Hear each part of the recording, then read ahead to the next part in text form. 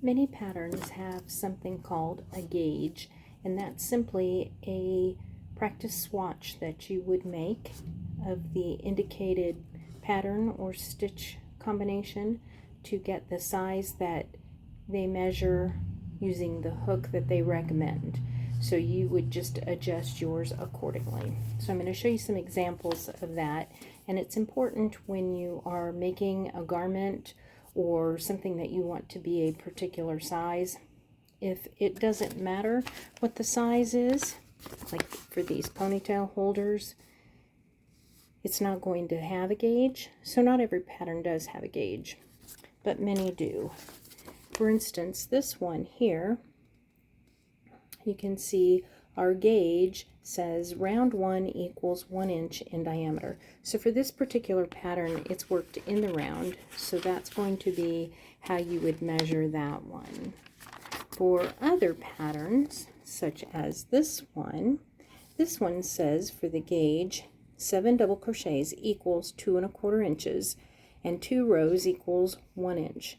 So you would do 7 double crochets, make a chain of 11, and then double crochet in the 4th chain from the hook and make 6 more. That first chain is going to count as your first double crochet, and then you're going to make at least 2 rows, and you will get a swatch that's 2 1/4 inches by 1 inch.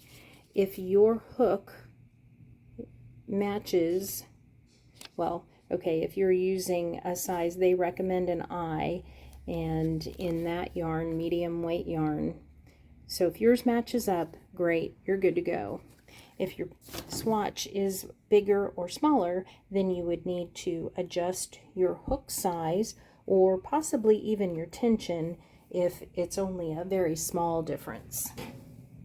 So I have these 3 swatches here. Let's say my pattern says that 11 double crochets and 7 rows should give me a 6-inch square, and the pattern says to use a size P or 11.5 millimeters. So this particular swatch I made in a size 6 yarn, the jumbo, with this size hook, and then I'm going to measure with the correct side of the measuring tape, and I get 6.5 inches by 6.5 inches. So that tells me I need to go smaller with my hook size. So I'm going to try the next size down, which is an O or a 10 millimeter hook, and I do the same thing. I crochet 11 double crochet and 7 rows, and then I measure again to see what I get, and 6 inches that way, so I'm good there. Let's check this way, and it's pretty close to 6 inches there, so I'm gonna say that that hook is good. For fun, I thought I would just do a swatch with 11 double crochets and 7 rows with a size H hook or 5 millimeter there, and you can see how much smaller this one is compared to these two, and just the size of your hook can make a big difference. It also makes a big difference in the fabric that you're creating itself. So this first one is very soft, and there's some holes there between the stitches.